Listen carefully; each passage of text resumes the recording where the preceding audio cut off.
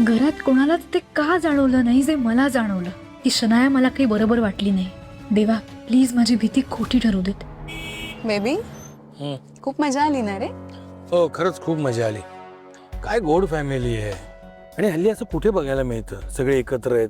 हं आणि ह्या सगळ्याचं श्रेय ना त्या अनुप्रियाला जातं. त्या वहिनीनेच अख्खं घर, त्या घरातली माणसं एकत्र बांधून ठेवली. खूप छान आहेत त्या. म्हणून तर अविनाशचं अनुप्रियावरती एवढं प्रेम आहे ना. जसं तुझं माझ्यावर आहे नाही का. ऍब्सोल्युटली.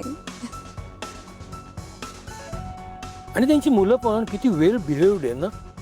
हा म्हणजे स्पेशली ती मुलगी, काय का तिचं नाव, पिहू. सच अ स्वीट नेम ना. तो मुलगा पण फार गोड आहे, मला फार आवडली मुलं. अविनाश, आपल्याला मुलं असती आता तर ती एवढीच असती ना. Avinash, did you just call me Avinash? No, नाही. काय नाही हो, नाही हो, आत्ता म्हणालीस की. ते चुकून बोलले मी. चुकून? हो, आता काय म्हणजे झालं चुकून.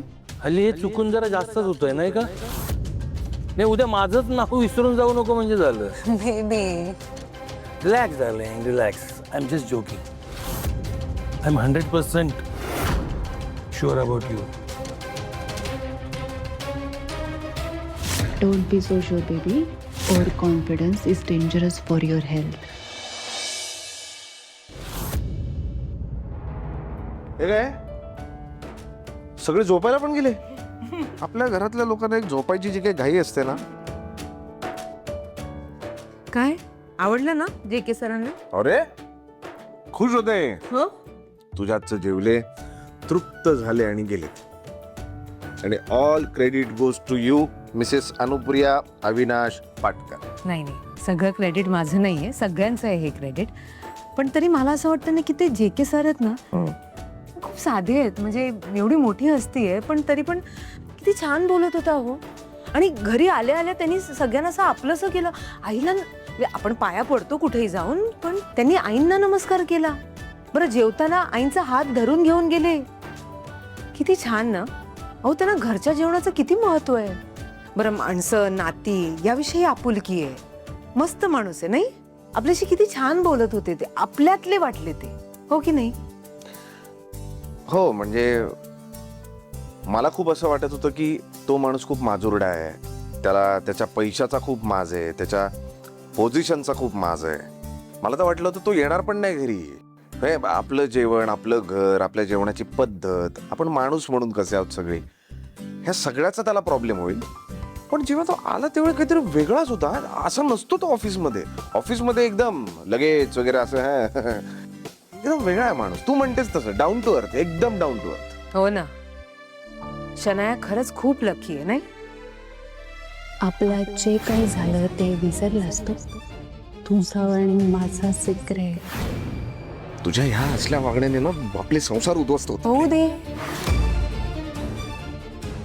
मला नाही फरक पडत.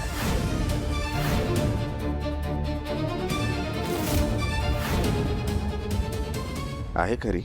अहो एक विचारू का तुम्हाला, शनाया आणि JK सरांच्या नात्याविषयी काय वाटतं?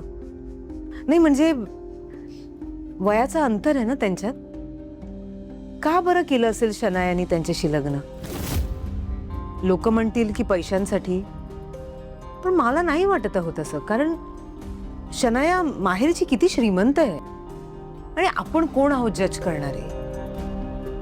अहो शनाया तुमच्याशी कधी काही बोलली का या विषयावर?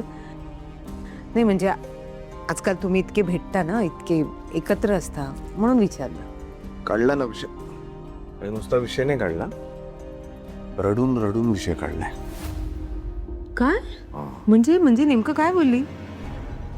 काय ना, शनायाचं आणि JKचं लग्न हे एक बिझनेस डील सारखं आहे, माहिती आहे तुला. आणि तिच्या वडिलांनी ते सांगितलं तिला की तुला हे लग्न करावं लागणार आहे. कारण तिच्या वडिलांना बिझनेसमध्ये खूप मोठा लॉस झाला होता. त्यावेळी JK त्यांच्या मदतीला धावून आला. पण JKनी त्या दरम्यान कंडिशन टाकली की मी तुम्हाला मदत करीन तरच जर तुम्ही तुमच्या मुलीचं म्हणजे शनायाचं लग्न माझ्याशी लावून द्या. काय सांगताय काय? या त्यामुळे तू बघ ना, शनाया जरा अशी खचलेली वाटते बघ. हा म्हणून ती अशी वागते ना, म्हणजे अशी जरा विचित्र वागते ती. आपलं दुःख लपवण्यासाठी